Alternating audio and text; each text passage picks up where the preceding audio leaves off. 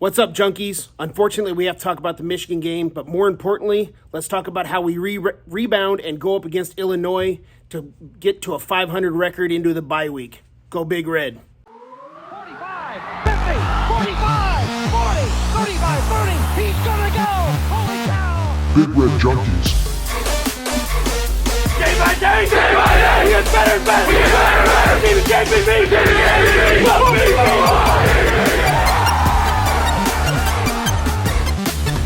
Oh, man, woman, and child, he just turned this stadium inside out! So I asked this question in last episode, in the preview episode for this. I said, has Nebraska fallen so far that a team like Michigan, a number 2 team in the country coming in here, would look past us now? And you guys both said no. You said, we all kind of said no, didn't think so. We're correct, apparently. Yeah, they did not look past us. They did not look past us. They looked extremely focused on beating Nebraska. I don't even think they looked at us. No, they just kept looking at the end zone. Well, yeah. They looked through us, I think, is what happened. Yeah. There was no looking past us. No. They demolished us. They beat us in what? every facet of the game, and just from the standpoint of asking that question alone, it made me feel good because it helped me understand that no, Nebraska is not irrelevant yet. Well, I'm glad you found something to feel good about that game. That's the silver lining on that. Jesus Christ. There's nothing much else that you can feel good about other than the other silver lining being we got our boys and our coaches got a real up close and personal look at a team that is basically the exact model for what we want to be, what Rule wants this program to be. And the miles and miles away that we are from being that. Yeah. That might be the goal, but whether or not we actually get there, time will only tell. But I mean, in college football, I don't know that it's miles and miles because when you look at a program like Colorado, I mean, you see what 10 or 12 players can do to a program. 10 or 12 really high-end players can do to a program. So I don't know if we're miles and miles away, but I still don't think Colorado's very good. So I don't know that that's really. dude, they took SC down to the wire. Yeah, they took SC after they turned everything off. It's very hard to turn that switch back on. USC beat the shit out of them for the majority of that game. First quarter and a half, yeah. And then Colorado's like, well, I guess we'll play now that you guys stopped playing, and score a bunch of points and make it at least look interesting. No, that was not a game. I don't care what the score says. That game was trash. It was a game in the last minute and a half. Yeah. I was never worried that USC was going to lose that game. Guys on the radio sure were. Cool. On the radio or on TV? No, I had to listen to the end of the game on Sirius. Oh, okay. In my truck. So, yeah, I got a from buying tickets or something like that. I got a 4-month free subscription trial to Sirius XM in the truck. The only reason that I ever use it is for games. Yeah. Because it shows the score on the thing and you can see what quarter it is. Mm-hmm. I'm like, if you just put the time on there, that'd be awesome. But outside of that, I mean, as far as positive lights on our team, did we have any? Not to me, we didn't. I mean, Josh Fleeks looked good for one run. Cool.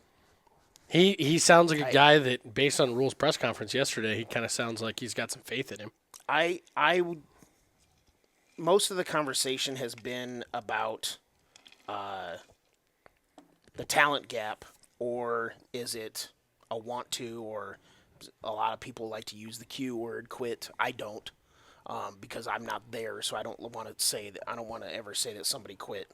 I would say that I don't know that they ever actually showed up. Nebraska, that is. I think it's Rule hard to said quit. that, It's hard to quit if you don't start. I think Rule said as much as that in his press conference. Yeah. I think he pretty much came out and said, "It's on me for this because they showed up believing they were already beaten." It sure as hell seemed like it. It did. I mean, it looked like that from the very beginning, and it looked like that in some of the play calling on offense in the very beginning. Yeah, it was. I'm not going to deny the talent gap. I said this I sent this into the radio show the other day when a bunch of people were saying this game was strictly talent gap, nothing else, blah, blah. It's like, okay, the final score was what it was because of the talent gap. I don't know that, I mean, granted, we talked on here that we thought it was going to be closer than what a lot of people thought. But would any of us have been surprised if the score was what it, if we found out that they kicked the shit out of us? No, because Michigan is a very good football team, and we're not. The final score was what it was because of the talent gap. The way the game played out, to me, was effort and want to, and squeezing too tightly, and expecting to lose, and it all was of a that no-doubter mentality by stuff. halfway through the first quarter. Well, Yeah. The other part that I will say about that is it was, beginning of the game they said 130 feels like on the field. Mm-hmm. That's weather that neither team has been feeling in Yeah. the last month and a half, 2 months. But on top of that, it spoke a little bit. I sent you guys text messages during the game about this shows a little bit more into the lack of depth we have on the defensive line, some of that stuff. And I know we lost a couple key guys both in the game, but we were also missing some key guys that really hurt our front seven, if you will. Yes. Do you even really call it that in a 3-3-5? I don't know Yeah, how you whatever. reference it, but people know what you Yeah. mean when you say front seven. That's just more of a phrasing. than Yeah, anything else, but and I think that had a lot to do with how they were gashing us on the ground, especially missing Luke Reimer. That's a huge one. Whatever's going on with him, I hope that's not anything long term, because when Rule came out and said this is not a football related injury, it sounded like it's a virus or an illness or something. Somebody made the comment, MRSA. You hope it's not something like. I hope he just has like COVID or some shit, and it's gonna be gone in a week. But fuck, to have to go to the hospital during the game, that's not good. Yeah, that's some scary shit. Especially when Rule said after the game he didn't even know that he was back on the sideline at the beginning of the game. It was wild. Yeah. But anyway, As soon as Rule was like, it's not football related, and I don't want to get into put out his personal stuff without his thing. Yeah. That tells you it's definitely not football. kind of instantly And hit me in the just- gut. I was yeah. like, I hope this is not like they found out he has cancer or some shit like that. I'm not even going to throw that out into the wind, but yeah, I'm not putting that into the universe. I pray to God that's not what it is. I hope he recovers fast, whatever it is. Luckily, that's a very deep position for us, so that we don't have a ton missing there. Yeah. And it looks like they already moved. What's his name? Jaber. Bayer. You don't pronounce the G. I would used to do that all the time too. My bad.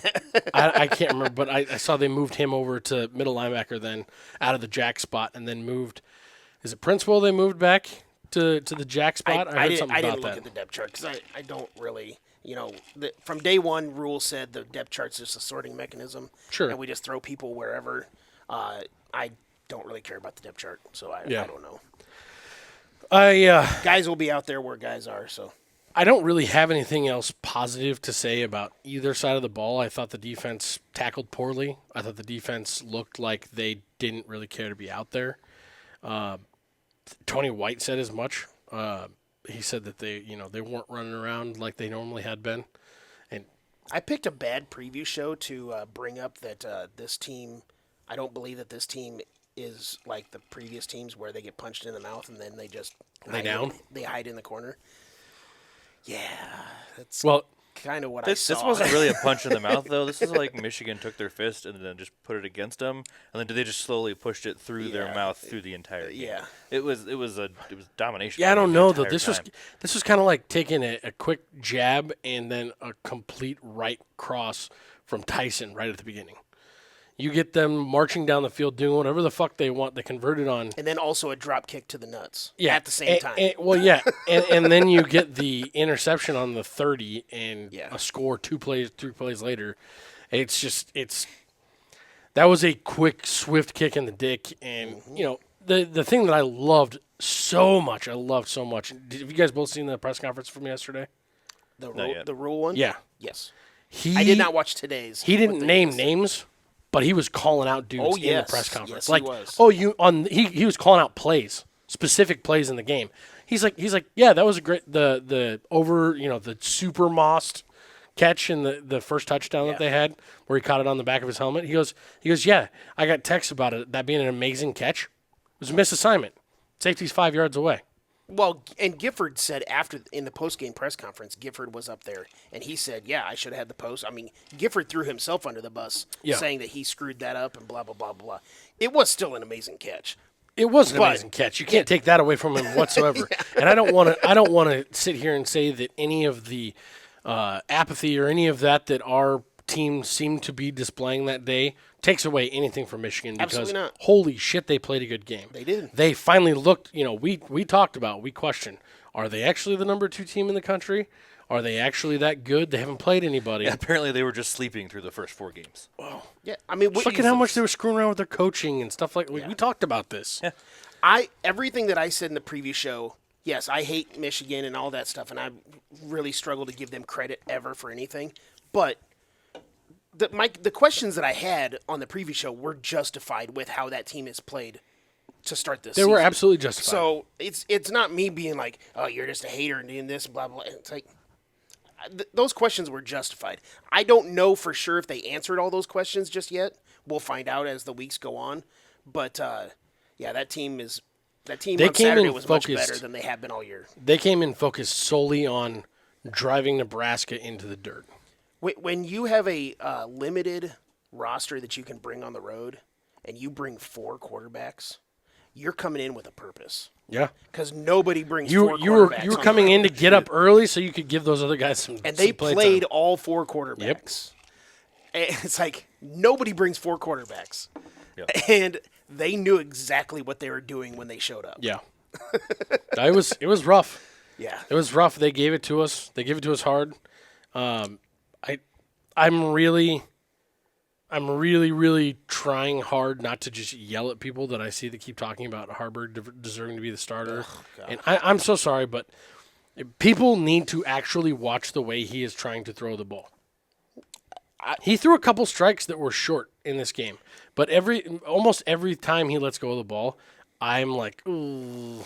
I'm to the point where it's not that you have to watch Harburg throw. Just watch football. Yep. If you actually watch football and then you watch Harburg play quarterback or try to play quarterback and you still think that he's a starting quarterback, I don't know what to tell you. Ryan, my son, put something on Facebook after the interception, joking about, bench him. He was just being a sarcastic dick like his dad. No. And there was this one of his friends was going, whoa, you think Sims is Tom Brady? It's like, literally nobody said that, but relax. And they were going back and forth, and we were up at the bar, and I finally looked over at Ryan because I was reading some of the things. I go, Ryan, just stop. You can't talk to people like that. It's not worth it. Just let them go. And that's where I'm at. Like, if you want to think Harburg is a starting quarterback, cool. I'll be over here. Like, you'd be you over there. I'm going to be over here. I'm done talking about it. I mean, I do believe he's going to start this week, all that stuff. But if you think that from that Michigan game he earned the starting spot, which is that's the word I heard a lot over these last couple of days. Like, How? okay. How did he earn anything? Okay.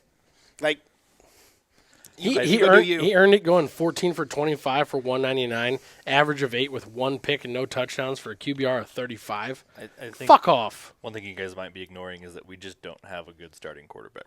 No, we don't have a good starting quarterback. True. But you know what we have a larger sample of than we have of Jeff Sims? How badly Heinrich Harburg plays quarterback. Yeah, I truly feel that the upsides and the downsides for each of them pretty much equal them out. In my mind. probably.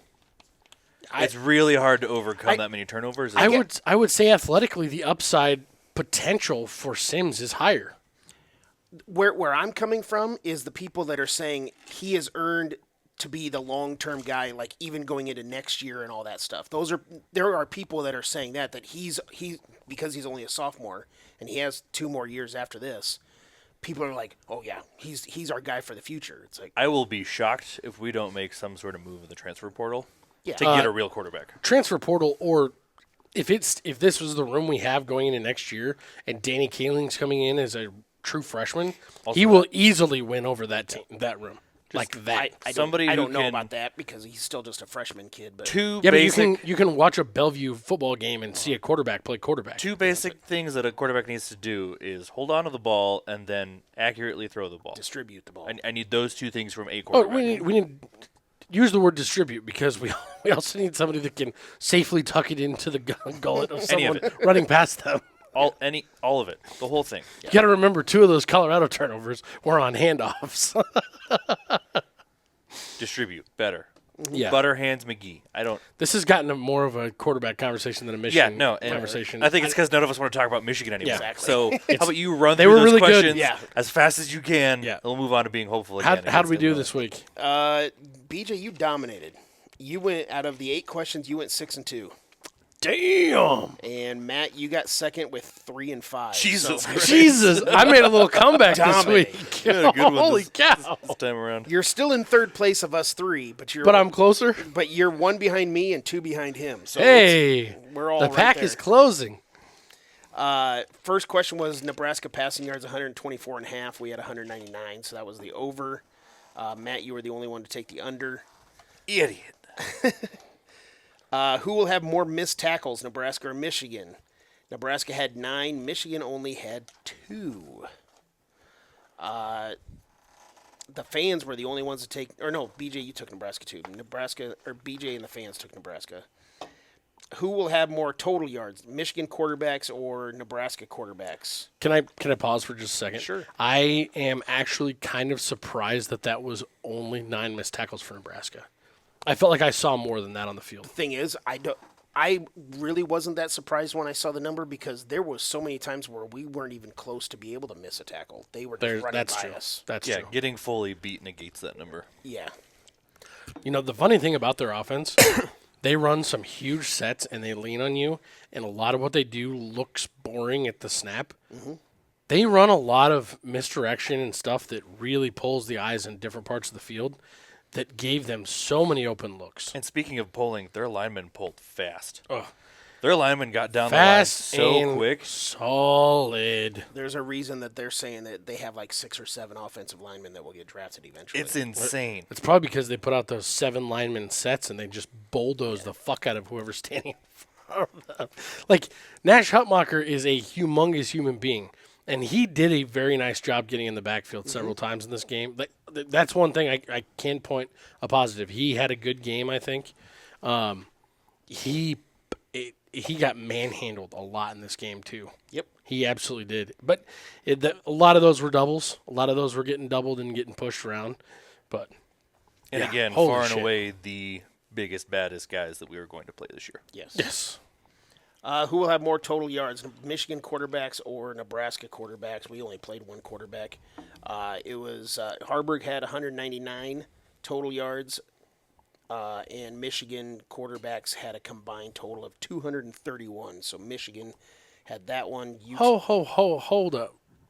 What were you saying again? About what? No. Go ahead. Sorry. You two took Michigan, so you guys. Did you just won that stroke one. out for a second? Thought I had Nebraska on that one, so I'm okay. I actually think that you did have Nebraska in that. I think that was because there was one that you switched. Like I flip-flopped. middle of I think it. I flip-flopped to Michigan at the end of it. I talked myself out I don't of remember. Shut up, I don't 6 remember wins. which one you switched on. it. Oh, no. Nebraska 30. Evidence is out there. Somebody can find it. BJ almost scored as many points as Nebraska did on this game. I was gonna say yeah, you got that one right anyway, so relax. That's why I stopped myself. Michigan third down conversion on defense 45%. They were really good on third downs, 61.5%. So obviously the over. You were the BJ. You were the only one to take the over. Who will have more rushing yards? I think this is actually the one that you flipped on. Michigan had 249. Nebraska only had 106. Going back to that last question just for a second, were either of you shocked at how poorly our defense played overall? They looked slow. They looked the exact opposite of what we've been seeing this Part of what entire I year. talked about was even Tony White made comment of it today in his press conference, talking about how they didn't play with any energy. No. They were not flying around. They were not getting to the ball. Some of that has to do with injuries. We didn't have Linhart. We didn't have Reimer. We didn't have Singleton, basically. Singleton. Like those are 3 major players on our defense. That's true. And some of that's there. But we have enough guys on defense to like we've been talking about. We played 23, 24, 27 guys in a game on defense. We haven't been up enough in any of those games for it to be a scoring thing. We rotate that many guys. So it's not really something that we can point to 3 guys being out. It seems like there was this just absolute lack of interest when they walked through the doors. so much to the point that it took the team so long to get through the tunnel walk that Michigan took the field when we were supposed to be taking the field. I heard that all got fucked up. But they basically didn't want to wait any longer. The tunnel walk went so long, like them getting from the locker room to the... Somebody said the door wouldn't open. I didn't hear about that. The garage door from the locker room, that's what I think that I heard, that they couldn't get the door open. They started the song and stuff. Like, the song was pretty much done and over with, and the video stuff was done and over with by the time, like, Michigan ran out. And Michigan just went. It was like Harbaugh just got tired of waiting and was like, fuck this, I don't know what they're doing, I'm out. I think the injuries played a big factor, and I know that there are a lot of people that every time somebody brings up injuries, quit making excuses. These are not excuses. These tell part of the story. We're not a deep, old team right now. Exactly. When you have 3 different levels, and, losing or not having Cam Lenhard is a factor, but he hasn't played for 2.5 games. So yeah. I'm going to put him to the side for a second, but losing a guy like Reimer hasn't played. And Singleton, he didn't play last week either. I thought he played at the beginning of the game, but then he was out. Well, okay, let me rephrase. Losing Reimer the way that we did, because we expected him to play. Yeah. And then suddenly that day... There could be some mental the mentality stuff. of that, and then seeing Deshaun Singleton go down, and then the way that they had to move so many different people to so many different places, and not that they haven't done that, but needing to do it for the reason that they did, just could discombobulate everything mentally with that team. Yeah. The thing that I'll tack on to that, one more thing that he said on the press conference that I absolutely loved that most coaches won't say out loud.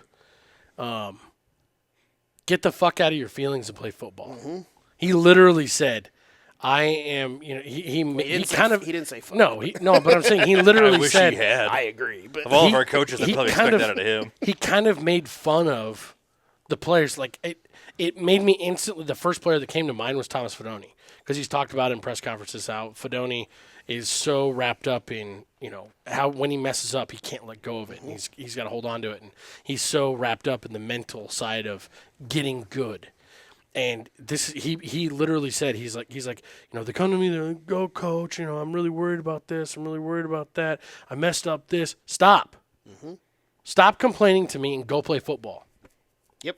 Get out there, do what we've taught you to do, and play football. If you mess up, move on. Stop being babies about stuff. And Rule seemed so fired up about this particular thing. He made the comment, you could tell I wanted to get this off my chest to the team. He said that in the press conference to the media. That's the mental aspect of this team that I talked about during the offseason about, that they still need to get past all that. There's only so much the coaches can do there. I think it's also a mental aspect of this team that I think Rule underestimated the power of it. It's deep. It's very deep. There's still a lot of leaders. There's still a lot of heavy entrenched leaders on this team that have that in the back of their head. Yep. And it can be polished up. It can be worked out. But you know what? Some of the most traumatic stuff that's ever happened to them in their lives has been losing football games in Nebraska. Yep. And that is going to take some time to heal from and get over. Not only that, but I'm saying generationally just for players coming in and out. This is like 3rd or 4th generation of players who that's all that they've known is not good coaching and losing at Nebraska. Yep.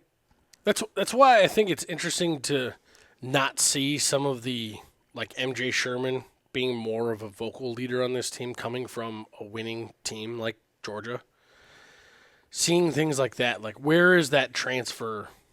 Because, that's the other thing too. Like Jeff Sims came in from a losing program. Yep. Like he's not won anywhere else either. I'm sure most of these guys won in high school. It's not like Virginia was lighting the world on fire. Billy Kemp, like he brought in guys who were also used to losing. Like, unfortunately, that's just the case. And until we start landing some of those higher end recruits and getting some of those guys through the door and developing them, that's, Not only that, but also changing the mindset of the guys that are here. Yeah. You can't keep letting the well be poisoned by the guys who are always worried about losing. All of that stuff is accurate, but that's where some of the main thing for me, right? That's where some of them I hate to say it like this, but that's where some of the hate on Dion for completely flipping that roster. He got rid of a lot of that shit by getting rid of The whole fucking team, pretty much. Yeah. He kept around, 12 guys total? That's not enough the to benefit keep of a what well he did. poisoned. That's That's why the you benefit. empty a lake completely dry before you fill it back with water if you're trying to get rid of something. And you know what? Maybe we're seeing right now, like, we've railed against it. We've talked against how, that's not the way college football is. That's more of an NFL way of doing things. But maybe this is just modern college football. Maybe this, if we're going to actually flip a program, if we're going to rebuild something, maybe that's the way it has to go. No, I still think the way Colorado's doing it is not the way everybody else can do it. I mean, Mostly because Colorado's going to have to do that every other year.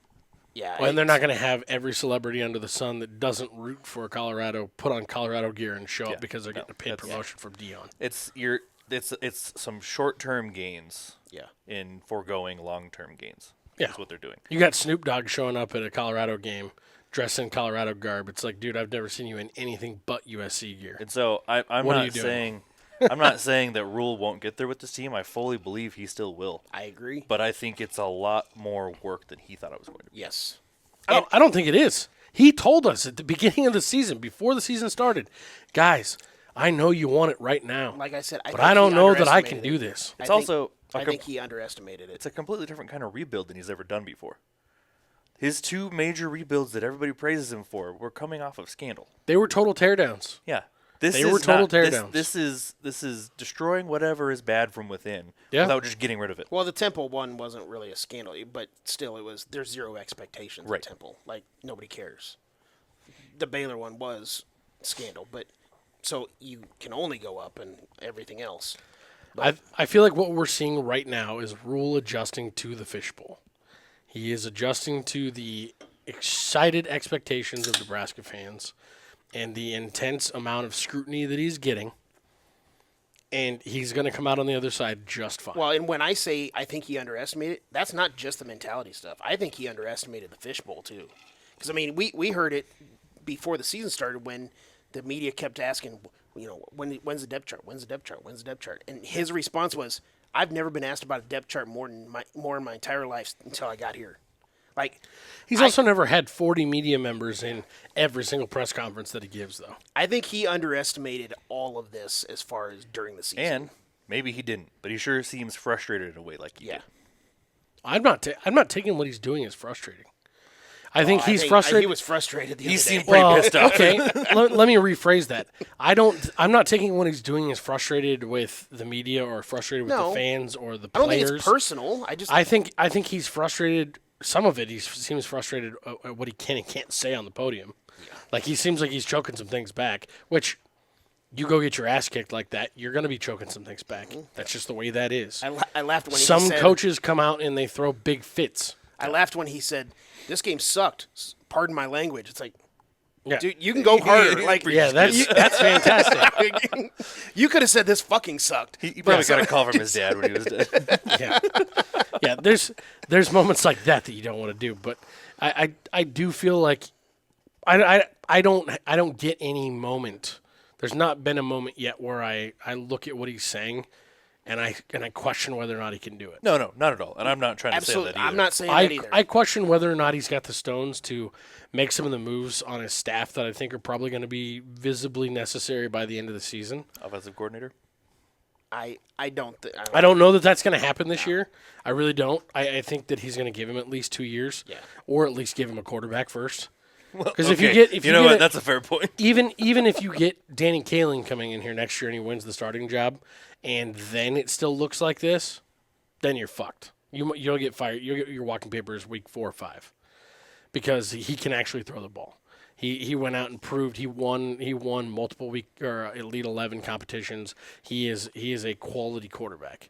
If you can't get a guy like that to run at least the simplest parts of your offense that are basically getting receivers the ball 10 yards or less away, you're screwed. You're not going to do it as an offensive I'm coordinator. not sold on Danny Kaling, but we'll see.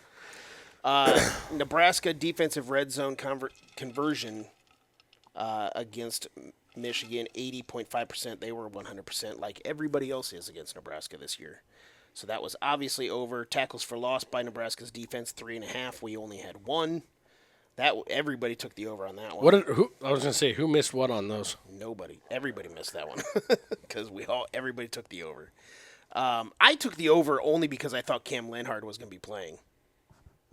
I really wanted to take the under, but There were 2 or 3 times we got in the backfield, and it looked like we were going to get one, but McCarthy had enough escapability that he got some of those balls out. yeah, which is a weird sentence, but yeah. Get your balls out, kid. This is a lot for my headphones. The last one I had was total points scored by Nebraska, 10.5. Obviously the under. Matt, you were the only one to take the under on that one. On to Illinois. Yeah, fucking rough week. Let's move on. I'm doing it. I'm calling it right now. We're putting Michigan behind us. We're going to win this fucking game on Friday. I believe that this game is not just a must-win for us, but it's also a must-win for Illinois. So It absolutely is. this is going to be, it might not be the prettiest game in the world that we're going to watch, but it's a big game for both teams. This is going to look kind of like a drunk bar fight, I think. Possibly, yeah. I don't know if it gets that scrappy. I just think it's going to be that messy. Yeah. I'm not saying we're going to get chippy or anything like that. I'm saying I think it's going to be that messy. I don't think either of these teams are polished. There's going to be a couple of times where we look at the TV and just go, that was dumb. Well, I think a lot of that's Like a drunk bar Or fight. what Yeah, the fuck exactly. did I just watch? okay. Exactly. For that, I understand. Did he really just try and do that? Yeah. And it's a lot of that's going to come from watching both these offensive lines. I think Oh my God, they're both so the bad. the FAU game, We were watching that game It's- before we started tonight. their offensive line looks just as bad as ours. Illinois got sacked by FAU, what, 5 times? 6 times? 3 or 4 times in the first half. It I was know a that. lot. So, Illinois' offensive line, last year they had a really good offensive line, super experienced, all that stuff. They allowed 78 pressures and 28 sacks last year in 13 games. This year they've played 5 games. They have already allowed 64 pressures as opposed to 78 last year and 20 sacks as opposed to 28 last year. Wow. Jesus Christ. They're fucking horrible. Their offensive line's bad. And their offensive line looks like if you were putting ours right next to a mirror side by side. Yeah. Because it's their right side of the line looks like our left side of our line. And they have 2 guys that might not play in this week's game because they might be on track. They might be a game time with a short week. They might not be playing, so they're going to be even thinner on the offensive line for this Nebraska This game. all bodes very well for our defense getting back on track, in my Let opinion. me ask this question. Does anybody have anything on Corcoran?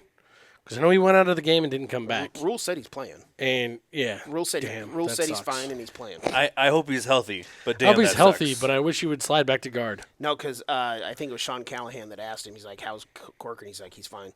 And then the Sean Callahan said, "So is he the starting tackle?" He goes, "Yeah." So I want to know what's wrong with Prohaska mentally that's keeping him from doing it, because I realized it was against backups, but when he came in the game, he actually held his own the rest of the game. I don't know. It's kind of one of those where I'm getting to the point where I'm just throwing my hands up and saying, "Okay." I don't know what else to say. Also, I think some things this year I don't just know aren't going what to make they're sense. seeing that. Yeah. And again, they are smarter than us. Yeah. That I'm not trying Absolutely. to. For sure. Again, You know- folks, we're not experts. We're just fans who have a podcast. I just don't know what it is. Like, I don't either. I don't, for the life of me, I can't figure out why the fuck they keep putting Corcoran out there. Prohaska even looked more like natural in the position, just standing there. And you got to remember, Corcoran is not a tackle. I was watching it live in the stadium. I was not watching it on TV. I have not gone back and rewatched it because I'm not going to put myself through that sort of pain. This is from I haven't a even gone back long to ways watch it yet. away. No. Watching him play, Prohaska looked more comfortable back there, and I just don't understand why we keep running Corcoran out there. I don't get it. Do you think at maybe all. he's on a snap limit? Prohaska, I mean. I think if he was, we'd have heard about that. I don't know if we'd heard about it because they don't have to tell us everything. But No, but that's not something like of all the things that Rule tells us. I don't feel like that'd be something he would hold back. I don't really think the media's I kind of think pressured he's enough. starting to hold some things back. Yeah, I don't because really- I think He's probably Exactly. tired of answering fucking questions. well, but also there's been a lot of things that he said that have been thrown back in his face by fans. True. So I kind of think that he's like, Or some maybe by I the shouldn't media say when it they're right like, "Did you really mean that?" yeah. they're going to get themselves in the doghouse if they continue to treat him the way that they do. Because the media likes to play the gotcha game. I'm not blaming the media. The fans are the ones that are bringing it up more than anything. But there's a certain somebody who likes to drink at a certain place that we go to every once in a while, who also happens to work for a local television station around here, that does like to seem to play the gotcha game every once in a while. He does it with a big old smile on his face, and he sounds so nice. But he it seemed a couple different times where it's like, Rule kind of just laughs a little bit. He chuckles a little bit, and I'm not going to answer that. Or he moves on, and he does a really nice job deflecting it. But you catch him in the wrong moment when he's already pissed off about a game and how things are going, and you try and do some of that shit. You're going to lose some privileges when it comes to getting questions answered. So you might be right. Maybe he's going to quit telling us so much. I don't know. It's a massive head scratcher. I don't know if we'll ever find out. Honestly, it doesn't really matter because it's still their decision to play guys and all that stuff. So it's this year. A lot of stuff to me doesn't necessarily make sense what we're doing, and I think some of that is just the coaches trying to figure some shit out and trying to see what all they can pull out of these players. I still feel like they think that they can pull a tackle out of Corcoran. I don't know what. Is there in the game? There's actually a tackle inside of him. I can't believe his asshole's that big. I don't know how the fuck a whole tackle got in there, but it ain't him. It seems like they really expect it to work. Maybe he plays really well in practice. I don't know. I have no idea. But we've not seen it. I don't see a Cam Jurgens 2.0 when I nicknamed him Cam, not a Jurgens. Or not a center Jurgens. Cam, not a Jurgens center. Cam, not a center Jurgens. All right. You just kicked him out of the family. Cam, not a Jurgens. You're not invited to the next family And you reunion. get no more lotion, Cam. You're not a Jurgens.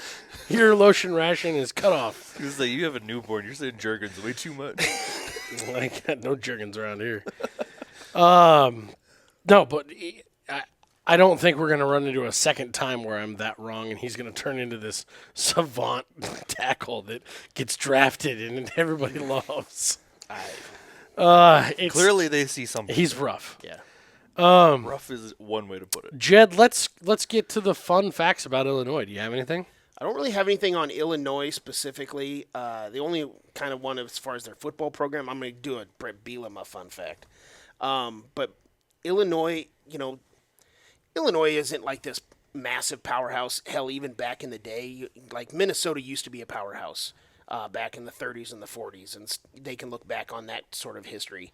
But Illinois has kind of always been a team that people talk about, whether it's Red Grange or Dick Butkus or other guys like that.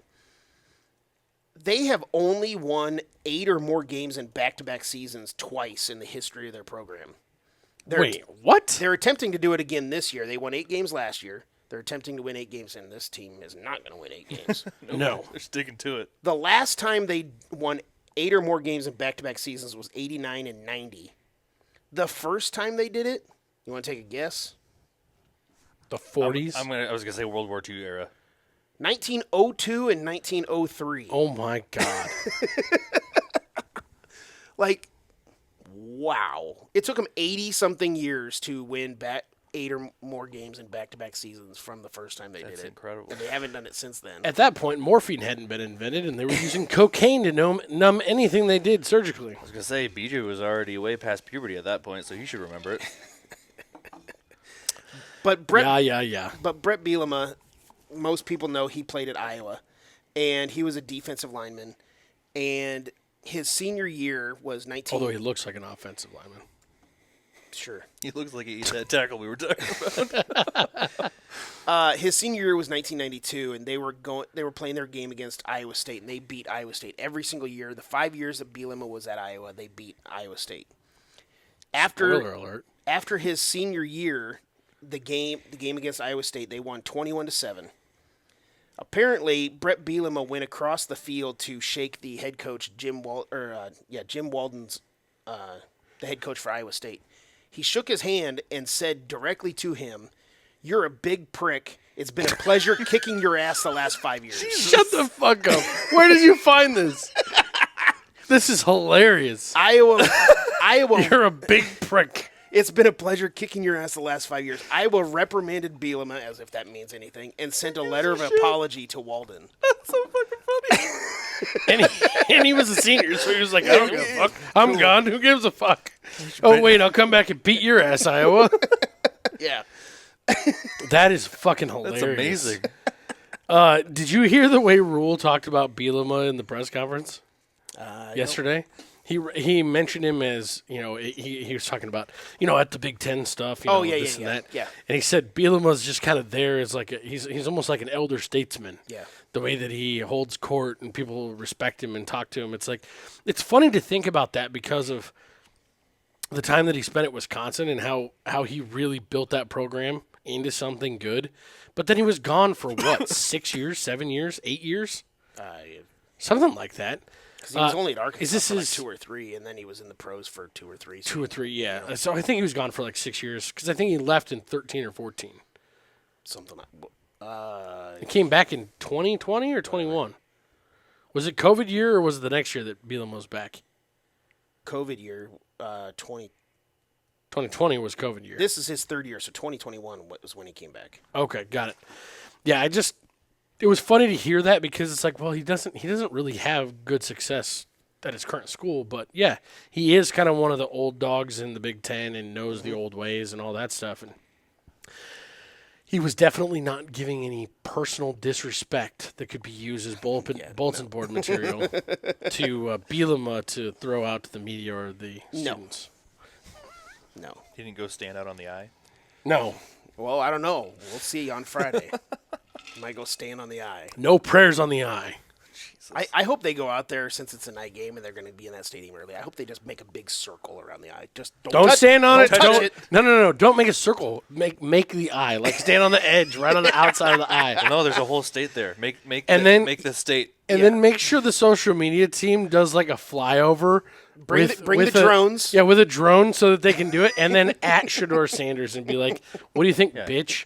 Fuck you, And, Colorado. and you tag the video to the other video of him scratching his feet on the fucking O at Oregon. Yeah. Fuck you, Colorado. I'm never going to get over that fucking Colorado game, I don't think. So that is funny as fuck. The only thing that can't, you know what the best part is when I typed in fun fact on Illinois University, it said the University of Illinois has the second largest collection of books among American university saw that one, libraries with over 22 million I was items. just going to say it's 20-something million. Yeah, I saw Jesus. that one. Yeah. That's not really that fun of a fact. It's a that fact, but it's smells, not yeah. that Back fun. in 1868, the tuition was $15. Yep. You're on the same site that I first went on when I typed that in. So I saw all Google's those. a hell of a machine. Fighting a lion eye. It's fucking funny. Super fun. It's interesting when you start looking at stuff that's out there, like football power index wise. Both of the power indexes have Nebraska and Illinois. It's almost like we're the same type of team this year. They don't really know what to make of anything statistically, and all the stats that they have from prior years are kind of thrown out the window. We've seen all types of different fluctuations. Just looking at ESPN stuff, they have us at a 61% chance of a loss to Illinois. But I've seen other stuff where we were like a 54% chance of a win. It's weird. It's a pick 'em, whatever. I mean, I feel like it's pick 'em too. We'll get to the spread and stuff in a bit, but what can you tell us about their offense? it's really bad. Luke Altmaier is a transfer quarterback from Ole Miss, who didn't really play at Ole Miss. He got into a few games, but nothing really big. He can run the ball a little bit. I wouldn't say He's got escapability. that's a great way to put it. He's got a Quick first step. Matt made the comment when we were watching the FAU game. He said he gets to his top gear really fast. Yes. But he's got 7 interceptions on the season. He threw 4 against Penn State. I mean, hell, we hear Nebraska fans that, yelling and screaming to bench Sims with as a transfer quarterback who turns the ball over all the time, and he doesn't just throw interceptions. He also fumbles the ball a lot. Hell, he had a fumble for giving Purdue a touchdown last week. And they're still sticking with him. So, For those who don't know, they lost to Purdue 44-19. yeah, they got their ass kicked. Now, we watched the FAU game because it was the win. Yeah. We just wanted to see what they looked like in a win. Yeah. And that game didn't even look as close as it didn't even look as far away as it seemed. They only won 23-17 over FAU. Yeah. They got their wide receiver Isaiah Williams, who leads the conference in both receptions and yards with 30 catches for 446 yards, but he has 0 touchdowns. He has 30 catches for 450 yards, basically. He's like the Brandon Cooks of But he college can't- football. Yeah, but he can't get in the end zone. So, I mean, yeah, he's a weapon. That's wild. But what do we really get? I mean, that's Julio Jones kind of made a career out of that. Yeah. Tons and tons of yards with no touchdowns, or very minimal touchdowns. Yeah, may not it's win not unheard games, of. but you'll rack up You're points. 5 games in with a bad offensive line, and you've still got 446 yards. You're having a pretty fucking good season. well, and Our best receiver has 193. and the second best or the second leading receiver for them. So, like I said, Isaiah Williams has 30 catches for 446 yards. The second leading receiver has 16 catches for 155 yards. It's either a tight So- end. No, he's a wide receiver. Their tight end has a handful of catches too, but so Isaiah Williams is their go-to. Their tight end is big and fast. Yes, he is. Their running game is a little sketchy because Reggie Love has been injured. He didn't play last week against Purdue. Don't know. Haven't really heard one way or the other if he's going to play. They think that he's a possibility for this game on Friday, but they've got this freshman running back, Caden Fagan.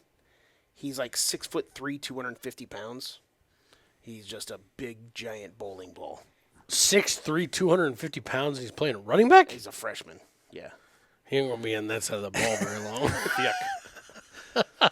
Whoa. So they got a big boy if Reggie Love doesn't play. Reggie Love is their running back, but he's not, like, great. Well, he only has 1 touchdown. Yeah. It's weird to look at some of their stats. Like their top guys, top wide receiver, no touchdowns. Top running back, 1 touchdown. Quarterback only has 2 touchdowns. Where the fuck are they scoring points? They haven't scored a ton, but I was gonna say they aren't scoring that many points. Yeah. Yeah, their offense isn't – I mean, our offense isn't good either. Their offense isn't good. Like, oh yeah, this is going to be a low-scoring game. yeah. Yeah. Even then, their defense isn't living up to what their defense should be. Their defense coming into the season, their defensive line was touted as the best returning defensive line in the conference. Their defensive line, I will say, the only game we watched was the FAU game. Defensive line looked good. That number 4, Newton, he's a monster. Big dude. Monster. Big dude. The defensive line looked good. The rest of it looked bad. Yeah. They can't cover anybody. They couldn't cover. They had a corner that kept getting beat by the tight end. Mm-hmm. 2 different long balls by a tight end. That doesn't make any sense. They have two defensive linemen, Newton and Randolph. Last year, they each had 13 tackles for loss, Jesus. and they combined for 10 sacks. This year, they have.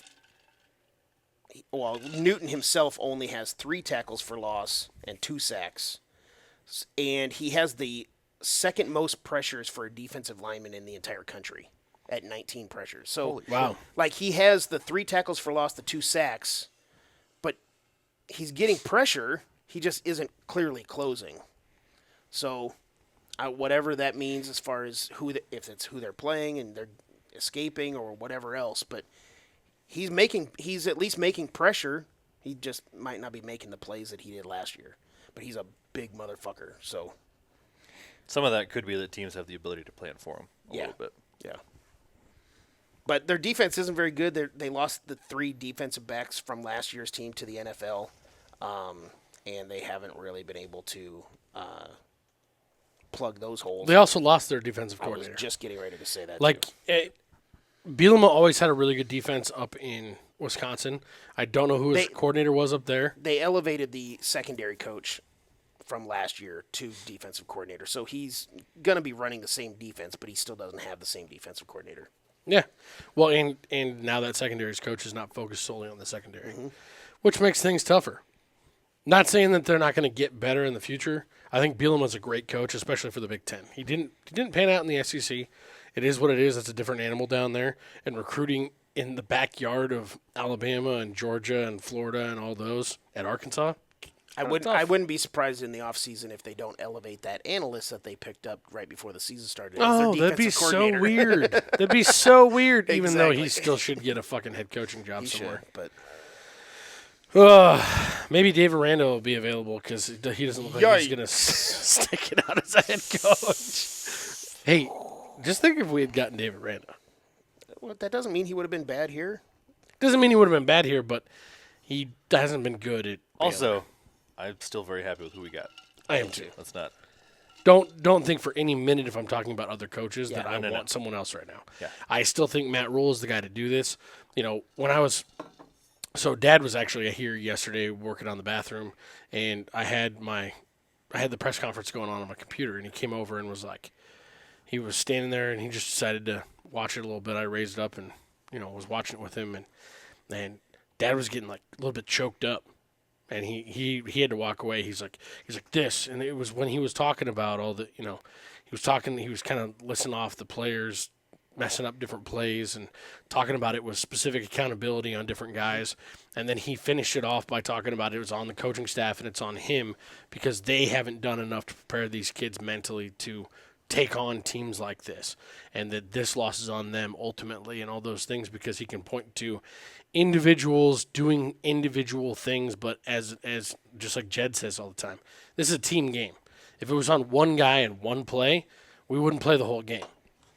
So Yeah, then we'd just be watching golf. Dad literally there you go. Who wants Dad to do literally walked away and he was like getting choked. He's like it's stuff like that makes me believe he's gonna get this done here. God, it's gonna fuck take yeah. him some time, but he's gonna get it done here. The dude gives me goosebumps. That's all I can say. I agree. I mean, Even when it's not a practice speech. yeah. This Illinois team, a lot of people looked at it as a possible like number 3 team in the Big Ten West this year, behind obviously Iowa and Wisconsin. And if those teams faltered, some people were picking them to win the Big Ten East Well, or West. A lot of people were picking Wisconsin too, or Michigan. Or, Yeah. Jesus Christ! Words. Teams, Minnesota is what I was trying to borrow say. Michigan because we don't have anybody else who's worth it. Minnesota, who just lost to Northwestern. That's what I was trying to say. But they are, like I said, they are so bad this year.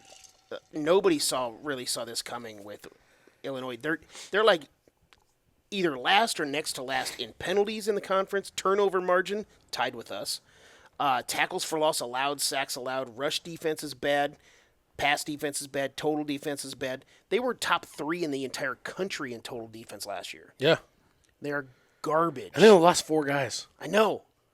Like that's I mean, that speaks to what 4 guys can do and a coordinator. Which Yeah. we can't negate the coordinator thing because I No. think that's playing as big of a role as the 4 guys. Yep. But still, that's a big step back. I wonder how much of it has to do with the fact that their offense can't stay on the field. They can't control the clock. They can't do It's some not of the all things on they the did. defense. Because last year they had some big boys on the offensive line, and they had a great running back. Yeah, Chase Brown. And they were able to control the clock a little bit more and do some of the things we've talked about needing to do. They ran all over everybody last year. Yeah, and so I think that plays a big part in it. And you look at their 5 games they've played so far this year, they're 2-3. The 2 wins that they have are over FAU by 6 points and over Toledo by 2 points. Mm-hmm.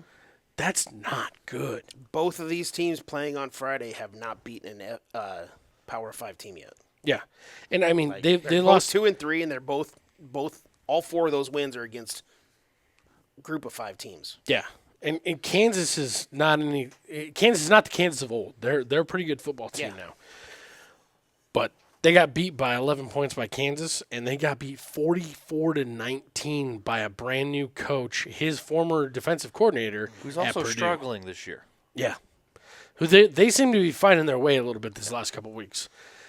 He is You guys, I like him as a head he's coach. proving to be a pretty good head coach. And you know what's crazy about it? Brom, who moved from Purdue, which we all liked Jeff Brom at Purdue, not when he was beating us, but just liked him as a coach.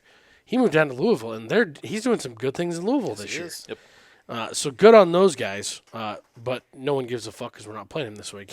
I remember Purdue will come for you in a couple weeks. Yeah, well, and I guess I'm just gonna say this because I agree. Move on about Purdue, but I remember Ryan Walters the first year that he was with Bielema, which obviously was Bielema's first year. We were doing the preview show for the first game of the season. We played at Illinois, and I brought up Ryan Walters, and the whole big thing was he's a new up and comer. He's gonna be a head coach in the next couple. You did, of years. you did. And Unfortunately, just like you did Tony White. Yeah. yeah, he's probably gonna be here maybe 2 years. Kind of depends on how the second half of the season goes for Yeah. our defense. Well, that's true. True. The last game and a half. Because everybody and their mom thought that Chenander was going to get a head coaching job.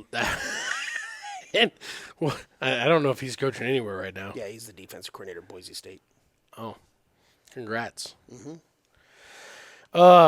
So outside of Altmaier and Williams and Love, is there anybody else we need to look out for on the offensive side of the ball? Not really. On the defensive side of the ball, we talked about their defensive line a little bit. Their back end looks terrible. They can't cover anybody, including a fucking tight end.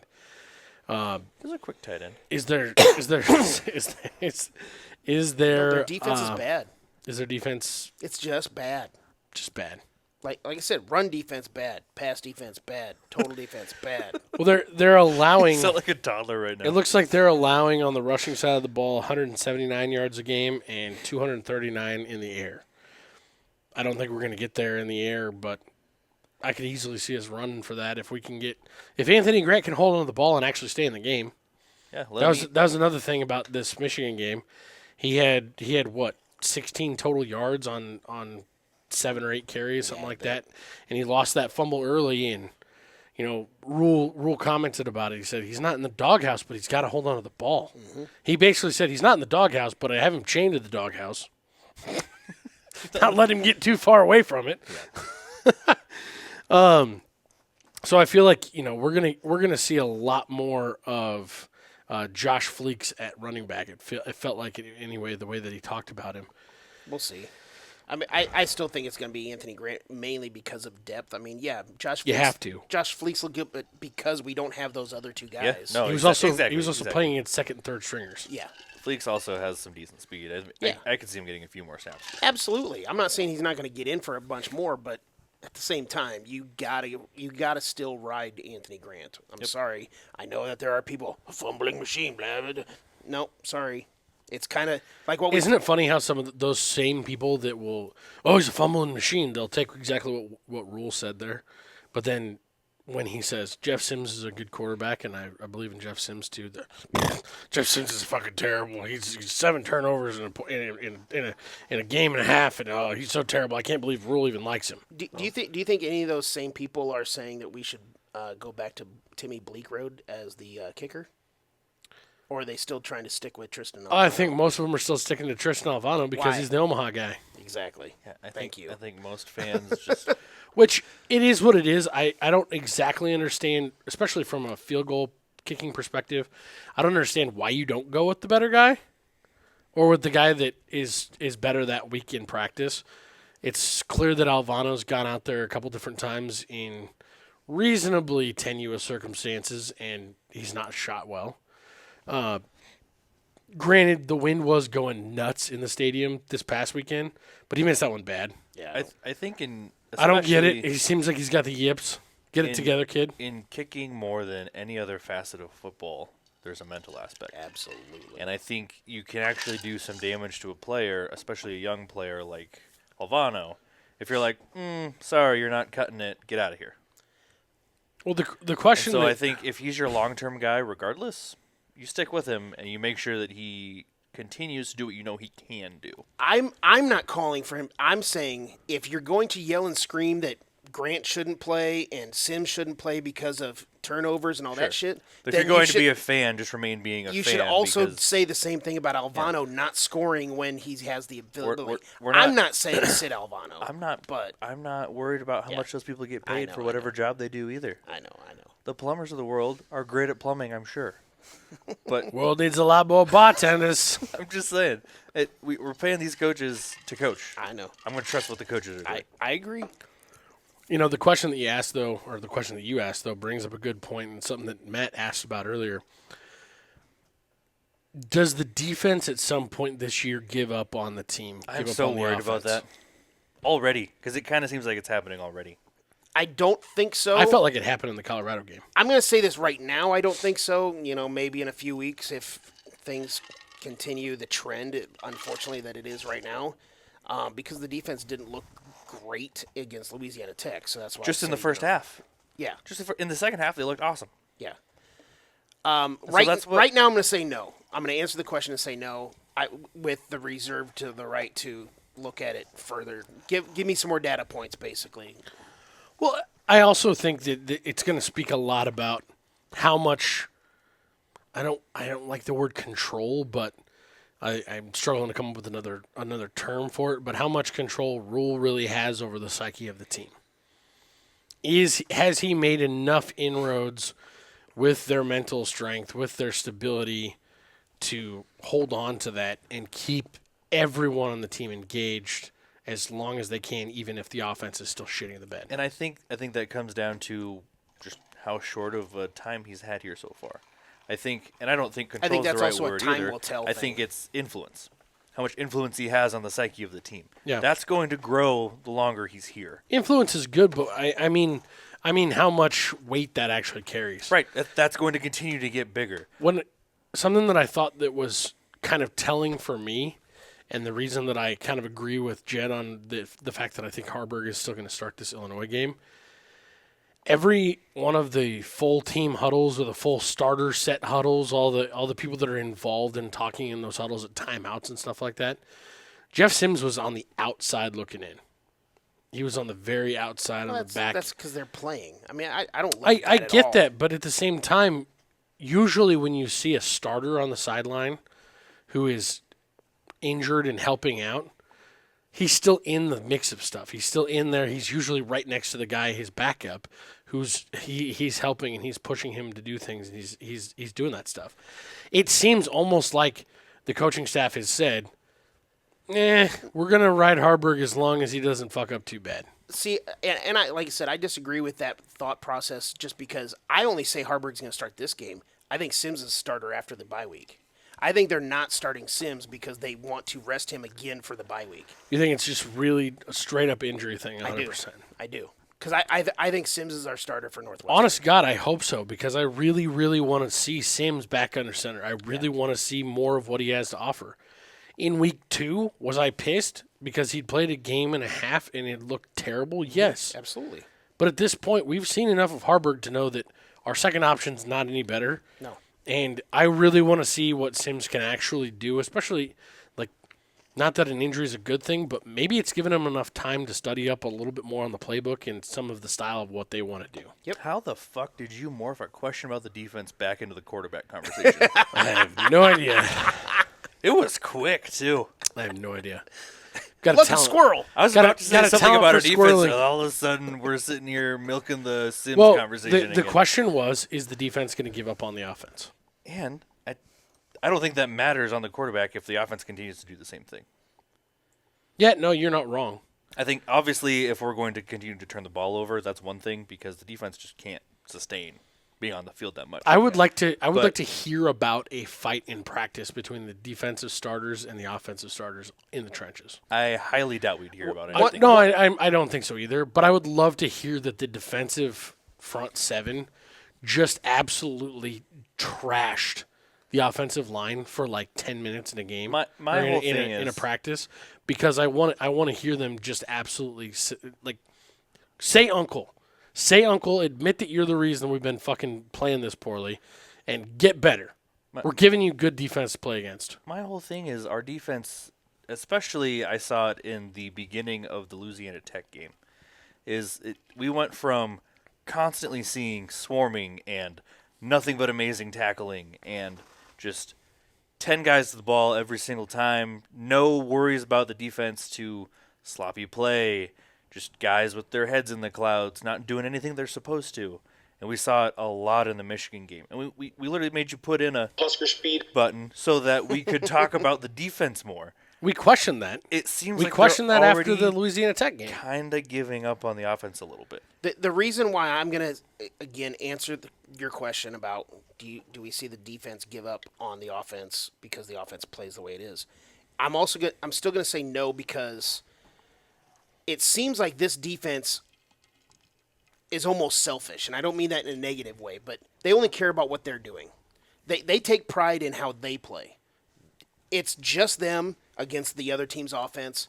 Whatever else happens with the game You is don't think whatever. they care about losing these games? No. I'm talking about their performance. All they care about is their performance and that they play well. Now, of course, they want that to affect the game and for them to win the game. But they're so focused on the pride that they take in themselves in running their defense and dominating the way that they think that they can, that even as frustrated as they might get with the offense, they're still going to go out there and fight their ass off because it's personal pride for themselves and their defense. That's what I get from this defense, is that they want to dominate every single play, and they don't really care what's going. You guys go handle your business over there. We hope you do well. I completely agree. And it's going to be frustrating for the us, first but three at the games same we saw. time, we have a standard ourselves, and that's why I say no to that question. I agree with Jed a little bit more on this, just simply because of the fact that we talked about it. Louisiana Tech, I think they were looking past a little bit, and that's what you can point to for some of that stuff. And then with Michigan, I mean, if the whole team levels were down in the locker room before the game, if the whole team had problems getting onto the field because the fucking garage door wouldn't lift up, those things that all kill momentum and hype and energy heading into a game. If you were already heading into it trying to convince yourself that you had a shot in this game, if you're already trying your ass off to really, really mentally get there, and then you have these little tiny hurdles that just kind of ding you and nick you. And It also shows a fragile mindset. yeah, but, you That's stub giving up. stub your toe on the way out of the fucking locker room, things like that. I'm not saying but what I ask when I ask that, I'm talking more from a standpoint of, well, they're not doing their fucking job, so I'm not going to try as hard.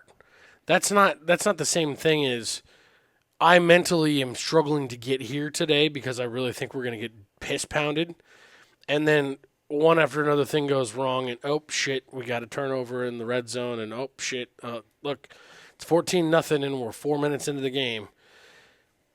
Those things, I don't think that's so much giving up on the offense, giving up on the team, as it is, it's 130 degrees out today. I already thought we were going to get our asses kicked. I'm just giving in to getting my ass kicked today. I'll come back tomorrow hard. Because Rule also said they practiced full pads, practice hard on Sunday. Practice is what he Talking said. practice? Remember what I used to say it. Double something up means it's real serious. He practice. Well, he also basically said, and I'm not going to get the exact quote right, but translation of what he said was, you guys didn't play yesterday, so you guys are playing today. Yeah. That's And he said they look that's good. basically what he said on Sunday. He said they look good. Yeah. He said, we're going to show him film again, because he was this on Monday. He was talking about today, because I think they moved their Wednesday, which they normally do, mornings on Tuesdays and then evenings on Wednesdays. So they did. They bump everything up a half day. Yeah. They bumped everything up a day. Typically, So I think Monday's they- a day off, I think but they they did practiced- come in Monday night. I think they practiced Tuesday night, like tonight. We're recording Tuesday night, in case you were wondering. I think they practiced tonight, but they showed film. They do film sessions and stuff in the morning on Tuesdays or Wednesdays normally. And so he said we're going to show them film of the Michigan game, and then we're going to show them film of the practice on Sunday night, because those are two different teams. Yep.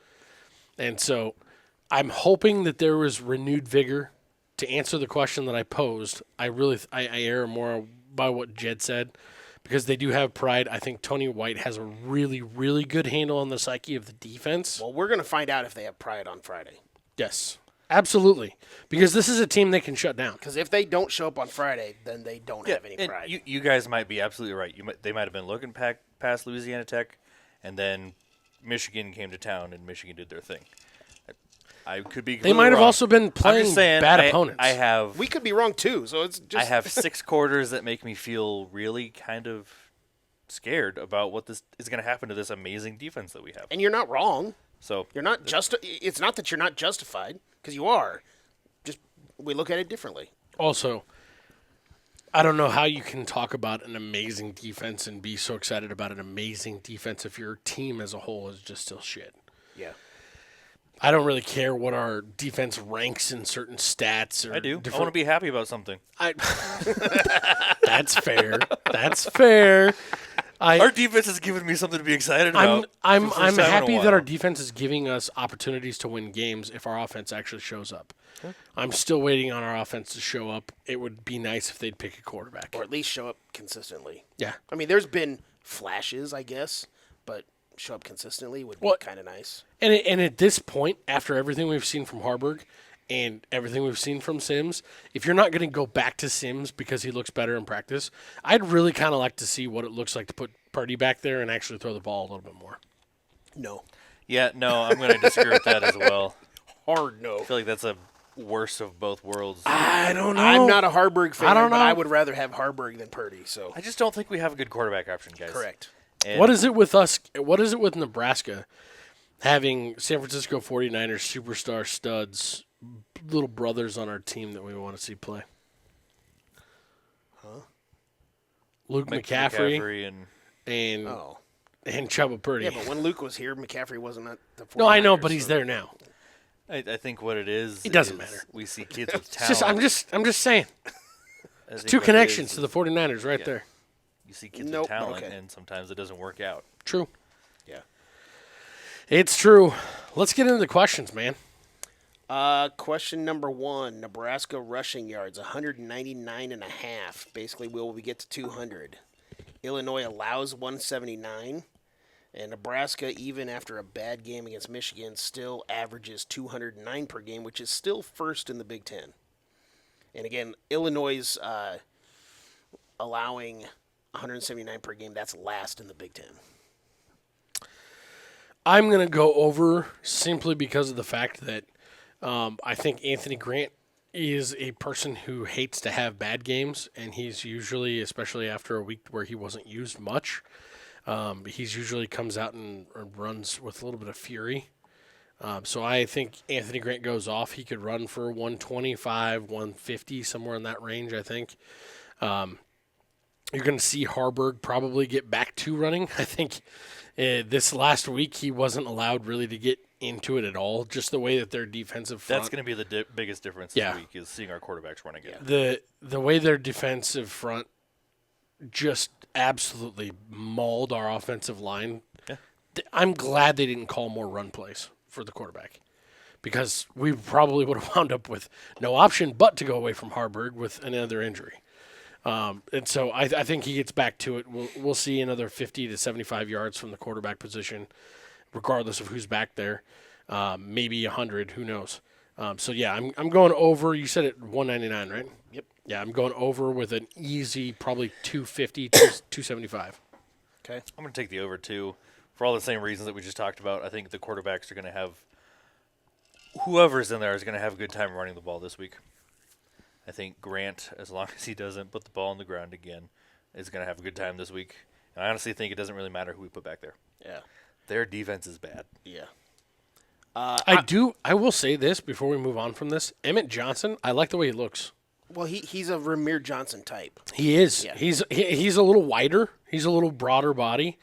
But he's quick. He's got a nice accelerator. He just needs experience. Yeah. Which you could get in this Yeah. game. Hey, run it out. Let's go. I'm taking the over mainly because, and I think this is going to be a trend for some of my picks. I think this team's going to be pissed, and I think they're going to. I hope think so. they're going to want to be physical, I hope that we're and coming that's out. part of the rushing game. If You know what? you need a want to be physical. This game is going to tell me a lot. Yes. If the team comes out and they are pissed, I'm going to feel really good about what Matt Rule's doing. Yes. If the team comes out and they look like they're once talking about the again pride. not ready to be there Yes. and don't want to be there, I'm going to have some concerns. Yep. I don't know if either one of you guys watched the Colorado State game the week after we played them. Who didn't Colorado watch it? The whole country State- watched yeah. it. It was like bigger 11 than- million people was watched bigger that than the game. Super Bowl. But when is the last time that you saw a team play as reckless, abandoned, physical as Colorado State played against Colorado? I want to see that level of physicality. Yeah. I want to see. I'd like to put you in the hospital type of hits. I don't really give a fuck what people say about that hit. He's a tiny little dude who got hit just the wrong way in the fucking Whatever. It wasn't Perfect timing. It Perfect. was, yeah, it was bad It timing. was- it It was was a bad late- timing. Bad. but I, yeah, don't- I didn't mean that. You know what I meant. it was Yeah, perfect just- timing. Travis Hunter, you're a bitch. No, it was a late hit that was happening a couple times in every single game, every single week. Yeah. In to Players do that. And To then, correct and then things, they went bowling the just other so day, no one takes me out of context, Travis Hunter is not a bitch. I actually really like Travis. he's- I do too. Also, the way that he connected with that guy and like they went bowling or whatever. Yeah, it like, was that's cute. That's cool shit. Made me feel all warm and fuzzy. inside. Yeah, it was kind of like LeBron. It's just gay. That was a stretch. I'm gonna go ahead. I don't even know what. Huh? I think he just wanted to shit on LeBron because the NBA season's I hate coming up. LeBron. NBA is coming up. It's just around the corner. 3 weeks away, It's man. football season. Who the Yeah, fuck cares? exactly. Question number 2. Who will have more defensive takeaways? Illinois only has 5 takeaways on So the we're even season. gonna be one this game. That's. So I guess technically, also, I know you're going to be super pissed when I say this, but the push is available here. Illinois has 5 takeaways. Nebraska only has 4 takeaways. So both teams are really bad at taking the ball away. Jed's like, there's nothing else to Neither of us- say about What are you neither- supposed to say? I mean, neither like, of us want to answer what are this we? question. It's one team or the It's other. Or a Nebraska, push? Illinois, or push. Nebraska or Illinois. I'm or taking push? Nebraska. I'm telling you right now, Nebraska Jesus, get away. takes from me. away at least 3 balls in this game. Okay. 3 balls in this game. Nebraska's taking away 3 balls. Illinois gets 1. Okay. Taking the push. was I aggressive. don't see turnovers. Now, here's why. I'm fired up. Here's why I think that. I think that because their offensive line might be worse than ours. And our defensive front that has been trying their dickens off to get to the quarterback for the last 3 weeks and failing. They're going to get some time. They're going to get an ability to get to the quarterback in this game. I think we should get Lenhart back. Hopefully. Yeah. If Illinois tries a triple reverse like they did against Florida Atlantic, they're going to have a problem. Yeah. I really think that there's the way Illinois sets stuff up and the way that their offense runs, I think they land a lot of opportunity for us to get back there. This is not like when I had not watched anything for the Louisiana Tech game. When I was like, oh, they're air raid. They're going to hold the ball for a long time. We'll get back there a bunch of times. And then we didn't one That time. means he's watched 14 minutes of game film. Yeah, I watched the key plays. That's all you need, Watched right? 39 plays. No, but Not to get off topic, by the way, we're going to have another Mike Leach offense against when we play Purdue because Graham Harrell is their offensive coordinator. But oh And wow, you I didn't better realize believe- that. just to set you up for You that better in a few believe weeks. Purdue's going to air raid it out. And They're they're rated going to out. hold the ball for a long time. Long time. No, so I know I made fun of myself, so it's okay. You make fun of me too. It's fine. We didn't need you to make fun of yourself for us too. I'm aware. I'm aware. We were going to do it anyway. Don't make me stand up again, Jed. I didn't I'm coming at you. I I'm didn't make fired you stand up. up the first time. Fucking fired up, man. Fucking fired up. Let's go. Every time BJ's fired up, I take the other. So Take the other side. I'm No, taking Nebraska. I'm taking for the sure. push. I think Well, that's not the other side. You should take Illinois if you're taking something the that's other not BJ. Do it, It's not- pussy. No, I definitely Do don't pussy, think you Illinois won't. is going to have more than us because their defense is also atrocious. But I think if we perchance get a turnover on defense, which doesn't seem likely, we'll probably also put the ball on the ground at least once. I agree with you that if he's this fired up, I want to go the other way. You can't do it. You can't do it. but I am taking Oh, you're Nebraska. a big mistake. I feel very dirty doing it. but Jed's I'm saying- taking Nebraska. He's coming in hot. Let's I'm go. not coming in that hot because I didn't have to get off my seat. And I also don't think it's going to be 3 turnovers, 3 takeaways. Oh, I do. I think we're going to get a fumble 6 in this game. Okay. That's it. That'd be nice. Okay. Actually, I'm not going to say fumble 6. I'm just going to say defensive score in this game. Question number 3. Isaiah Williams, the receiver for Illinois. Receiving yards, 89.5. He averages literally that 89.2 per game. The last 2 weeks, he's gone over 100 yards receiving. Nebraska has only allowed 2 wide receivers to go over 90 yards this season. Colorado's Weaver and Louisiana Tech's Cyrus Allen. Is Singleton out? Do we know yet? Yeah, oh, yeah, he's out for a long time. He's out for a long time. What was his injury again? I mean, it's his knee, but they didn't. Okay. They didn't say. They just said a significant amount of time. They did not say the rest of the season. Okay, I didn't catch that part. I'm really bad at listening to injury stuff in press conferences. Normally, unless it's somebody specific. It's that I'm literally the listening very for. beginning of the press conference whenever he brings it up. Yeah. So No, I know when it is. I just don't remember it. Yep. I don't retain that well. I am gonna say under.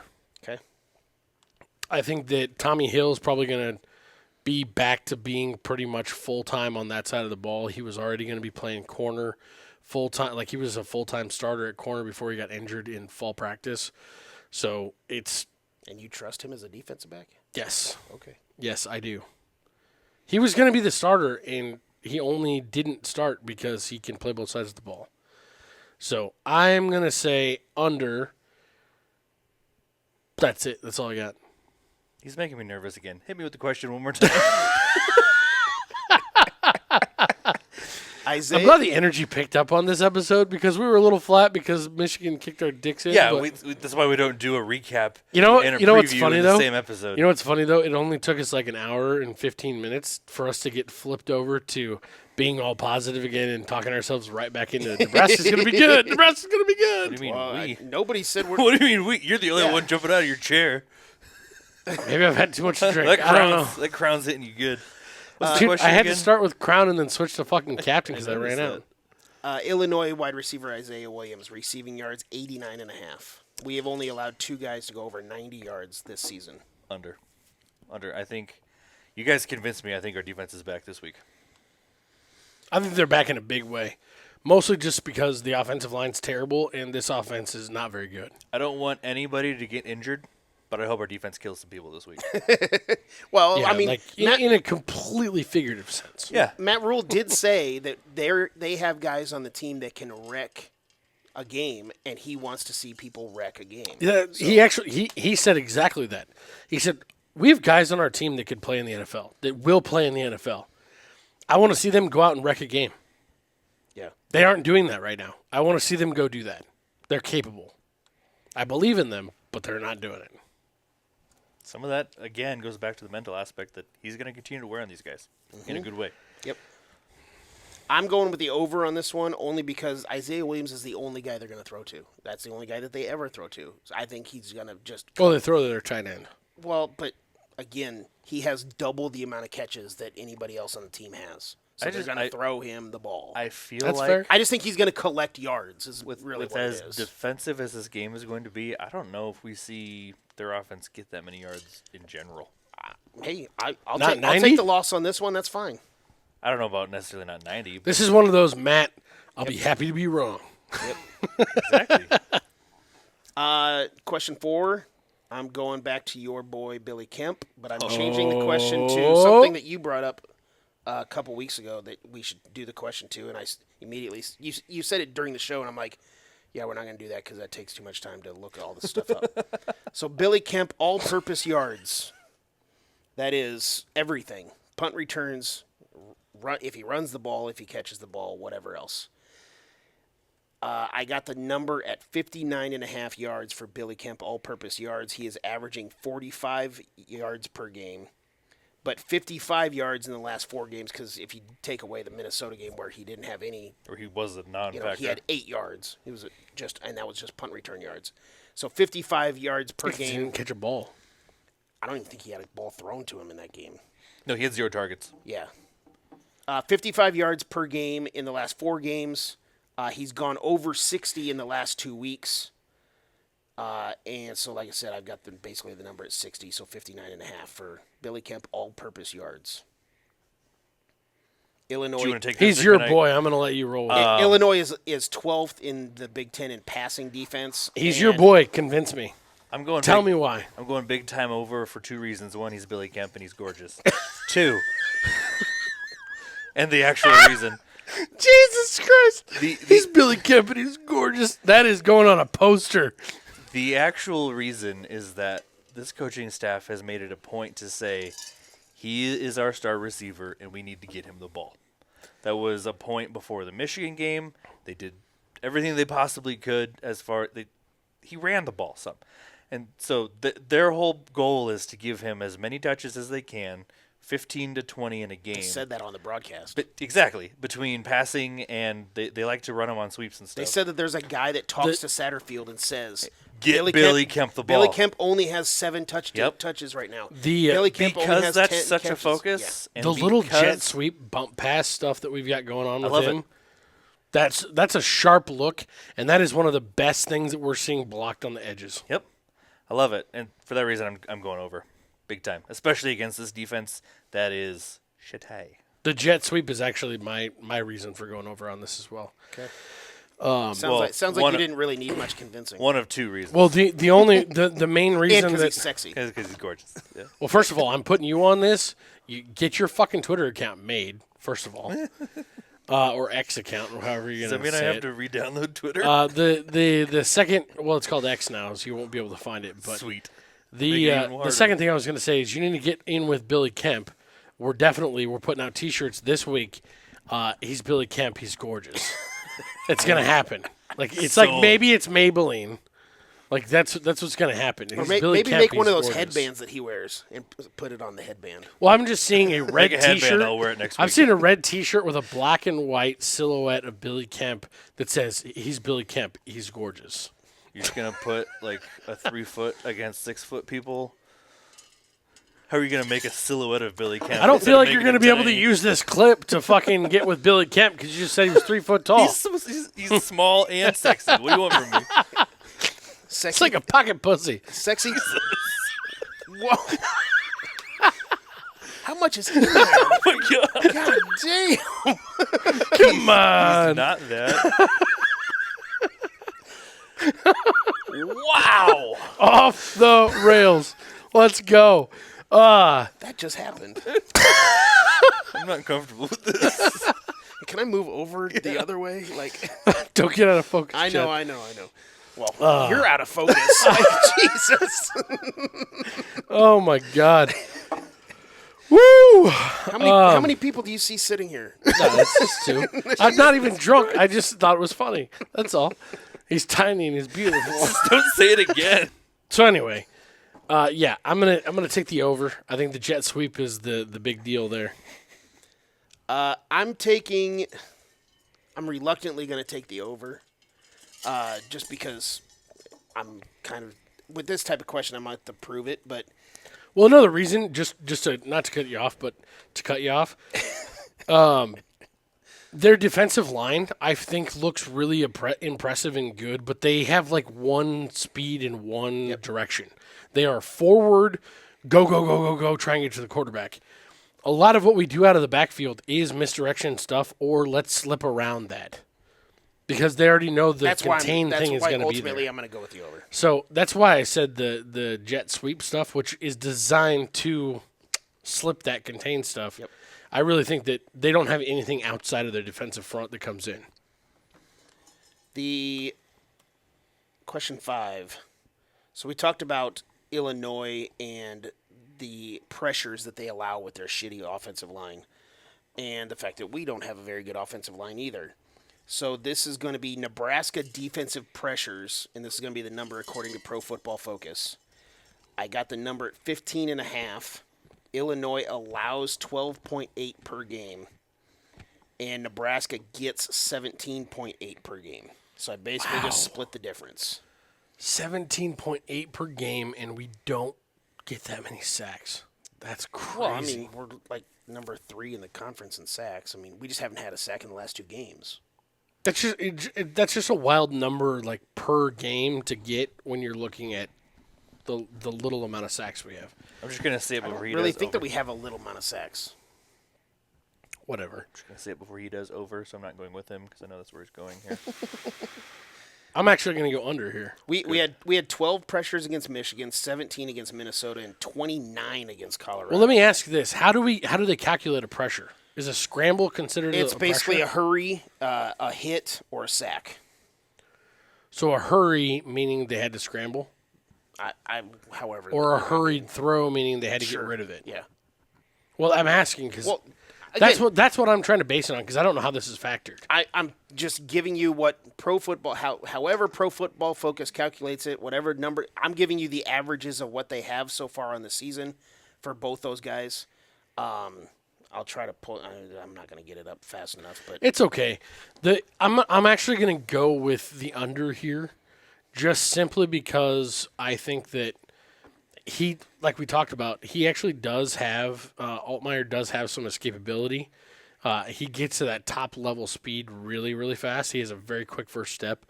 And so I the think definition of their thing, it says total pressures of the passer of any kind. Well, shit. In that case, I'm going over. I'll switch it. I'm going over. Does that change your opinion? Their offensive line's terrible. Their offensive line's terrible. And looking at what they've faced so far, Penn State's the only defensive line that is as good as ours that they're going to have faced. Yeah, you're putting it under what we're averaging. I'll take the over. Yeah, but it's also over what they're averaging. Don't care. To allow. I'll take the over. So, okay. Because, I mean, like, against Minnesota, we had 17. Actually, I'm not trying to change the number, but I initially put the number at 17.5, basically what our average is. But I kind of just thought that I should probably split the difference if Illinois allows 12.8. So that's why I moved it down to 15. Sure. I'm going to go with the over as well, just because I think our defense is going to be pissed. Judge is following me this week because I didn't Yeah, so well last that's week. the reason. Yeah, we're all going together on a lot of stuff here. We're either going to do really well or really bad. Well, I have to. are we being homers right now and talking about this game, expecting that we're going to bounce back, or are we being truly are we stepping back and actually looking at this game? Well, I think Illinois is going to be pissed too. This is a think they've gotta Nebraska be- show, they've so I'm gotta be talking pissed. Nebraska. They've both got to are be pissed equally too. true. No, I get that you're talking Nebraska, but you're also not an optimistic Nebraska fan. No. So I really think when we look at this objectively and we say Illinois hasn't looked good at all in any of their games so far. Nebraska's looked good at least a couple times. Periodically. Periodically, and we have some parts of our game that really look good. Our defenses really look good, with the exception of basically a game and a half. I would say that we have more going for us than Illinois, and it doesn't make much sense to me that the FPIs have us losing this game. Well, I mean, it's basically a 3-point game, and it's on the road, so that it's basically Practically a a pick 'em. toss-up. I'm not talking about points. No, but I'm still, not talking about Vegas. I'm just but talking even about then, it's FPIs. still the- just- the football power indexes. who cares? It's a computer punching out a bunch of It numbers. is. It is. You're right. I have to have one asshole question because I'm an asshole. Question it. 6. I'm an assodio. Field goals made by Nebraska. 0.5. I'm going to go over. It's a little rude, but This is a homer pick. let's be real No, here. this is a homer pick, and I'm going to say I think Alvano's going to get at least 3 attempts in this game, and he's going to make at least 2 of them. okay. I'm going to go over because he might just make one. Yeah. I mean, that's all he has to do is make He one. needs to make one. But he's only made one all year, so it's kind of like He needs. That's the difficult part. We've also not been all that much in range. Has he missed his last 3? yeah. Also, the one he missed on Saturday was from like 34 yards out. No, they're all in his range. That's what I mean.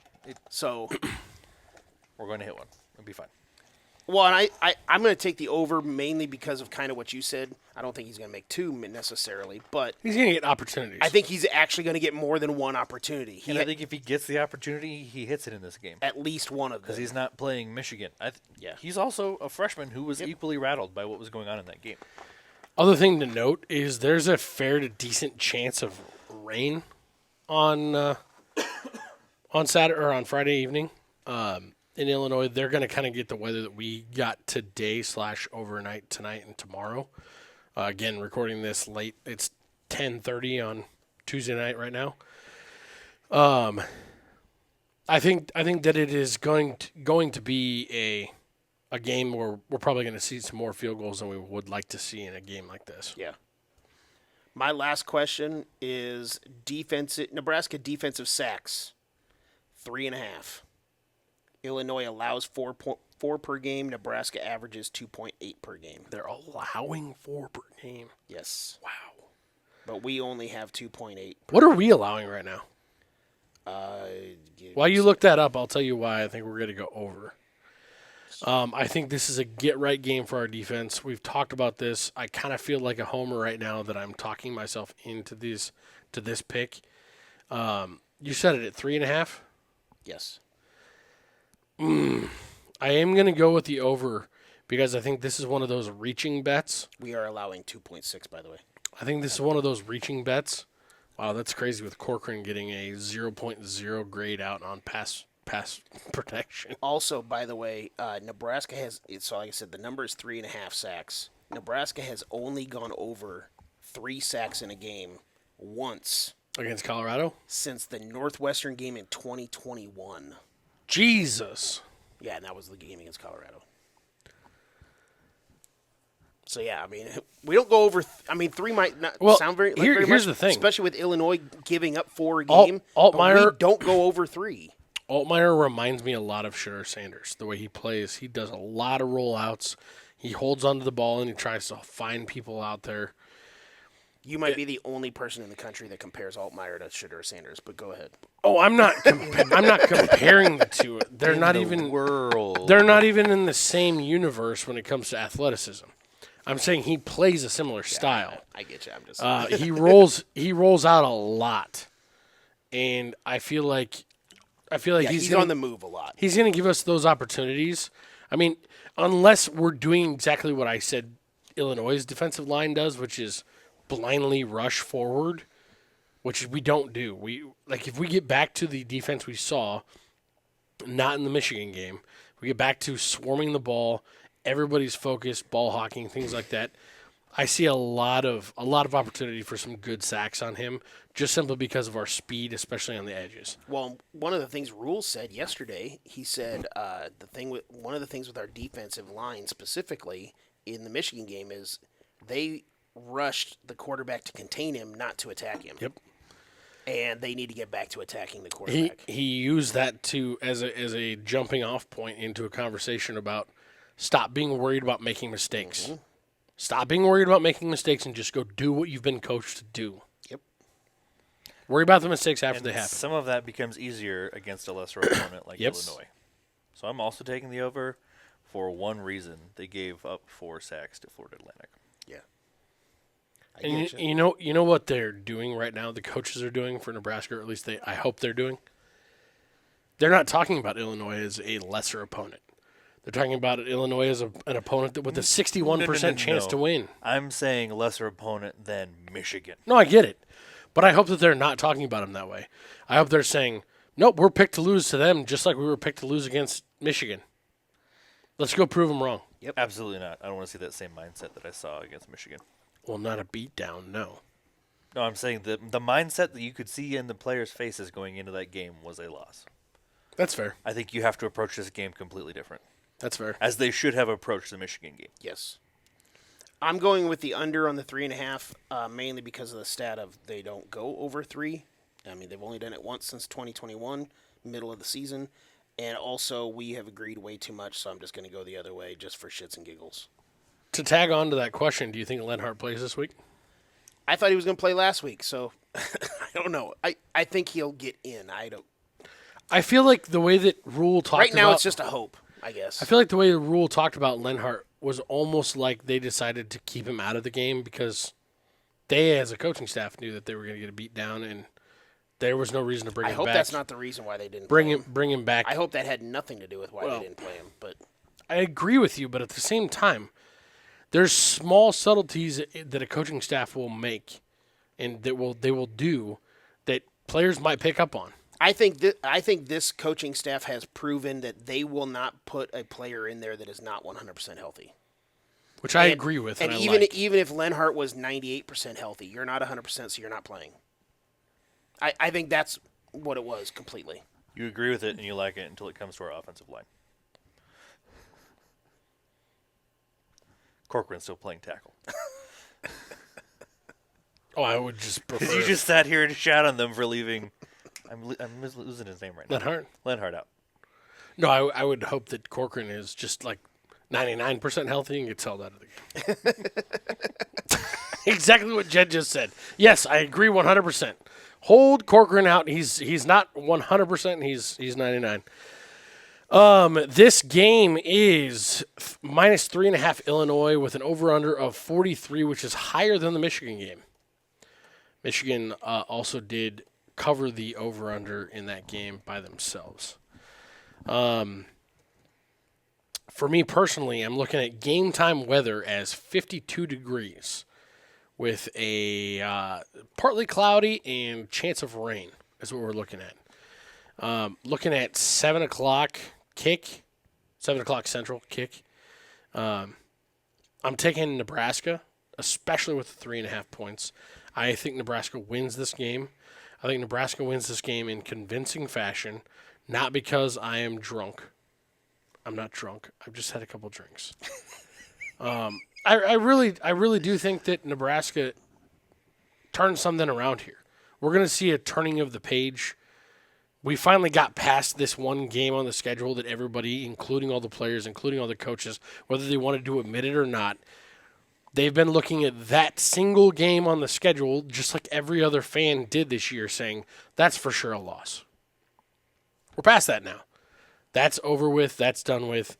We got our swift dick kicking, and we are ready to move on. And I think they are going to put up a real fight.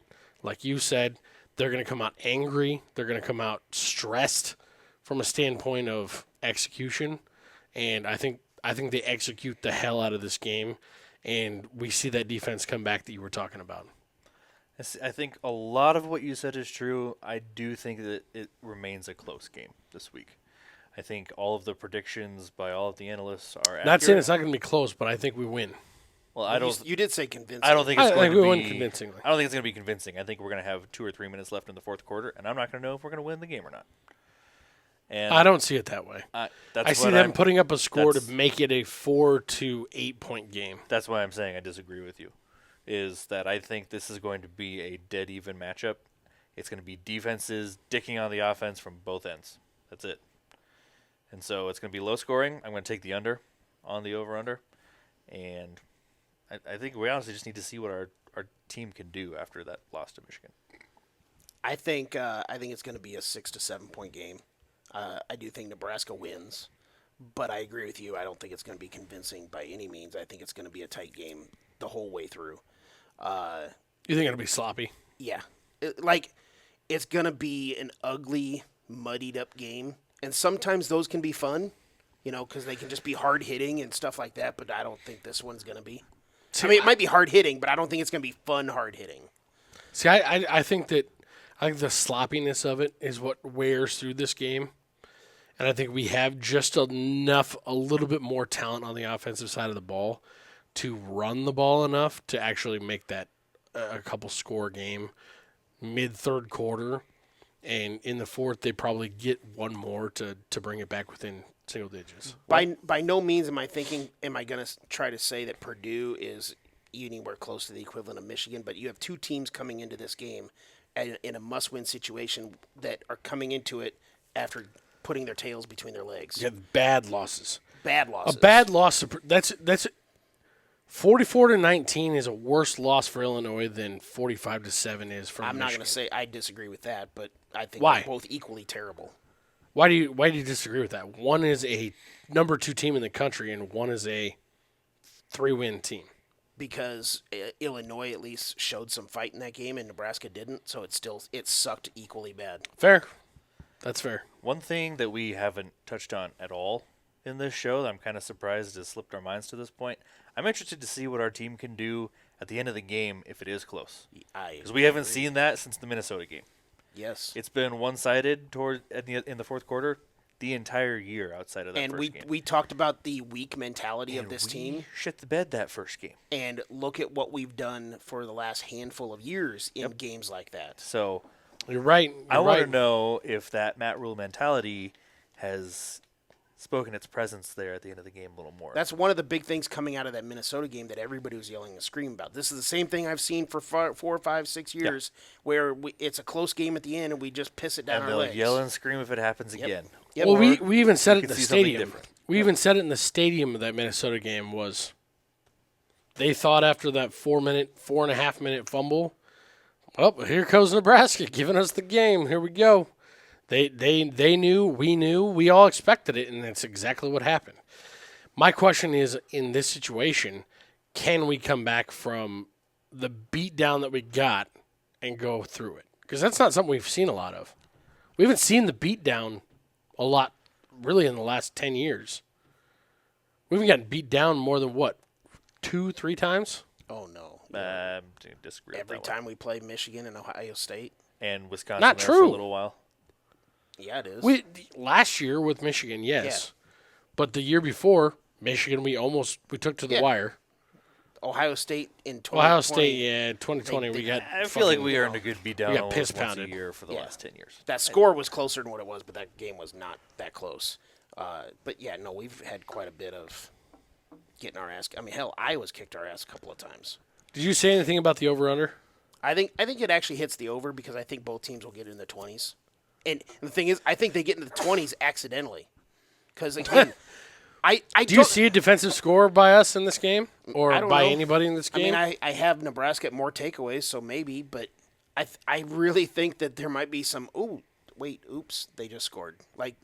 And I think that on both How did sides. that happen? I don't think Slip honestly, tight end out the back end type of thing. I don't think that either team is very good.